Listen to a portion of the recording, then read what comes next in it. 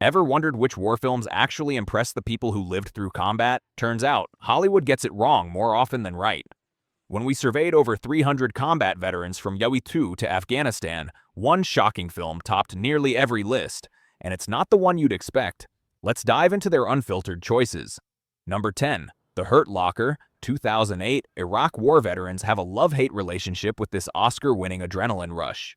Staff Sergeant James, played by Jeremy Renner, defuses bombs with cowboy recklessness that would get real EOD techs killed in seconds. Yet something about the psychological portrait rings hauntingly true.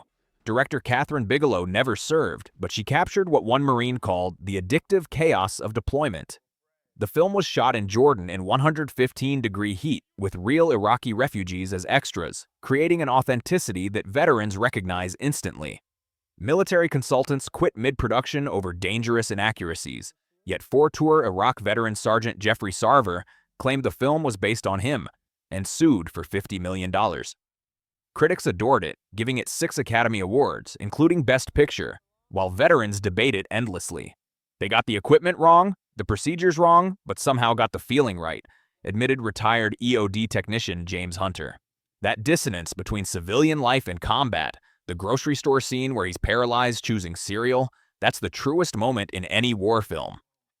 Number 9. Letters from Iwo Jima, 2006.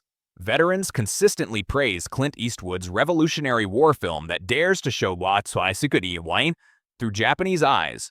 Instead of faceless enemies, we get complex soldiers with families, doubts, and humanity, something veterans from both sides understand viscerally. Shot in desaturated colors to match historical footage, Eastwood used actual veterans' letters for dialogue and filmed on the volcanic island where 21,000 died. When Japanese actor Ken Watanabe asked American veterans about portraying General Kuribayashi, they shocked him with their respect for the enemy commander who engineered a defense that cost nearly 7,000 American lives. What makes veterans cherish this film is its unflinching portrayal of shared suffering. The scene where Japanese soldiers commit suicide with grenades haunted me, confessed Pacific veteran Thomas Grady.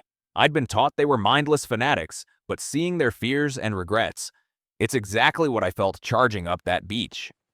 Released simultaneously with Flags of Our Fathers, the Japanese-language film actually outperformed its American counterpart, grossing $71 million and earning 4 Oscar nominations. Number 8. Patton, 1970. Vietnam veterans returning home in 1970 found unlikely comfort in George C. Scott's thunderous portrayal of the controversial W.S. general. Scott studied Patton obsessively, perfecting the high-pitched voice that surprised audiences expecting a deep growl, and veterans who'd served under Patton called the performance resurrection, not acting. The famous opening speech was sanitized from Patton's actual profanity-laden version, but still powerful enough that military recruiters reported enlistment spikes after screenings. Most fascinating to veterans was Patton's superstition. The pearl-handled revolvers, the belief in reincarnation, the poetry writing, humanizing a legendary commander. "We had terrible leadership in Vietnam," explained former Army Sergeant William Dale. Watching Patton, you realized what real command looked like. Someone who'd actually lead from the front.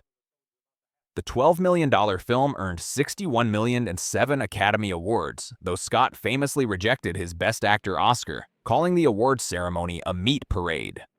Decades later, it remains required viewing at West Point and the Command and General Staff College. Number 7. Full Metal Jacket, 1987. Stanley Kubrick's clinical dissection of military dehumanization consistently tops veterans' lists for its boot camp sequences alone. R. Lee Ermey, a real drill instructor hired as technical advisor, so impressed Kubrick that he was cast as Gunnery Sergeant Hartman, improvising much of his legendary verbal abuse. The psychological breakdown of Private Pyle resonates with veterans who witnessed similar collapses. "We had a guy snap just like that," remembered Vietnam veteran Michael Torres. Not suicide, thankfully, but that scene shows how the system that builds warriors can also break certain minds. Shot entirely in England, despite depicting Vietnam, Kubrick transformed London's abandoned gasworks into Hughes City with 200 imported Spanish palm trees. Marine veterans praised the film's unflinching portrayal of training's psychological cost, while criticizing the Vietnam sequences as stylized and unrealistic. Yet the film's exploration of how ordinary men transform into killers keeps it in veterans' conversations decades later. When Ermey died in 2018, countless former Marines posted tributes claiming his fictional character had fundamentally shaped their real military experience, blurring the line between cinema and military culture. Number 6. We Were Soldiers, 2002. Veterans consistently rank Mel Gibson's Vietnam War epic among the most accurate combat films ever made.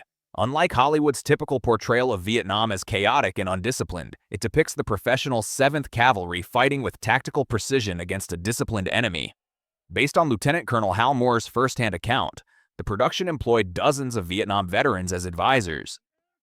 Gibson spent months training with military instructors, while Vietnamese-American actors playing North Vietnamese soldiers received separate tactical training to ensure authentic combat movements.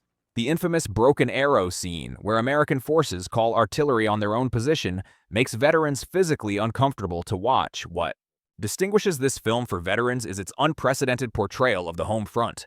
The gut-wrenching scenes of taxicabs delivering death notifications to military wives prompted the Army to completely overhaul its casualty notification procedures.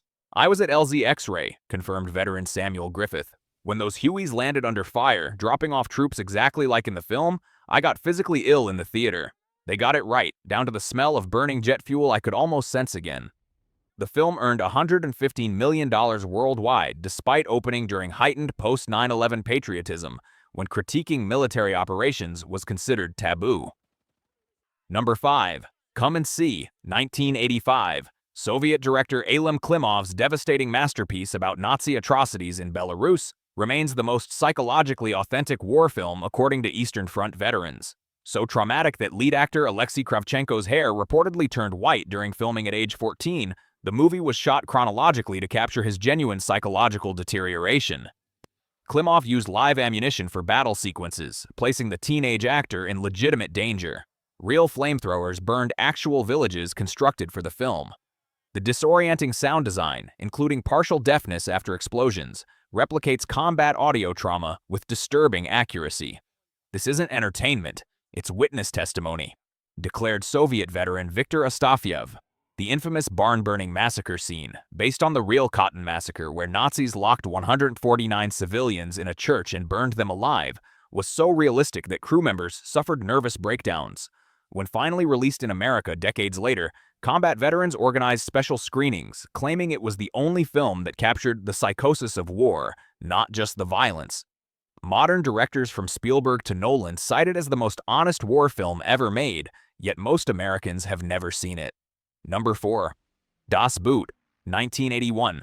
Submariners from multiple nations consider Wolfgang Petersen's claustrophobic masterpiece the definitive portrayal of underwater warfare. Veterans praise its unflinching honesty about both sides of the conflict, showing German sailors as professionals rather than Nazi stereotypes.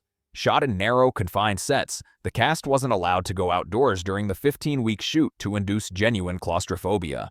Director Petersen would rock the set violently during depth charge sequences without warning, causing real injuries and authentic terror. Most impressive to naval veterans is the technical accuracy. Real submarine officers couldn't find significant errors despite scrutinizing the film. The scene where they exceed maximum depth and rivets pop like bullets while gauges crack. "I lived that," recalled U.S. submarine veteran Thomas Harlan. "When I watched it with my wife, I squeezed her hand so hard I nearly broke her fingers." Released in both German and English versions, the uncut 293-minute version is considered by military historians to be one of the few war films that could be used as a training document. Despite being a foreign-language film about German combatants, it earned 6 Oscar nominations and remains the highest-grossing German film in history. Number 3. Saving Private Ryan, 1998. Veterans who landed at Normandy wept openly during screenings of Spielberg's brutal masterpiece. The 27-minute opening sequence, with its desaturated colors and handheld camera work, was so authentic that the Department of Veterans Affairs set up a special hotline for Wutuan veterans traumatized by viewing it. Spielberg refused computer effects, using 1,500 realistic dummies and Irish Army Reserve soldiers as extras.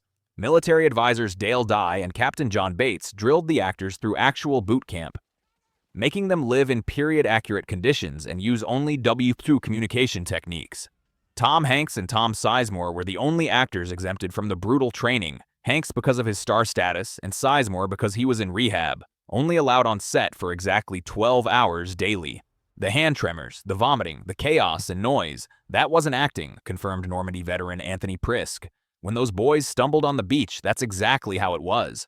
I couldn't breathe watching it. The film's unflinching gore shocked 1998 audiences, with Spielberg instructing his effects team to study actual combat footage to ensure authentic wound ballistics. Despite controversy over its historical accuracy, the Library of Congress selected it for preservation in the National Film Registry for being culturally, historically, or aesthetically significant. Number 2. The Thin Red Line, 1998. Veterans consistently praise Terrence Malick's philosophical Pacific War masterpiece for capturing the psychological reality of combat. The disorienting blur of beauty and horror, camaraderie and isolation. Released the same year as Saving Private Ryan, it offers a more interior view of war's effect on the soul.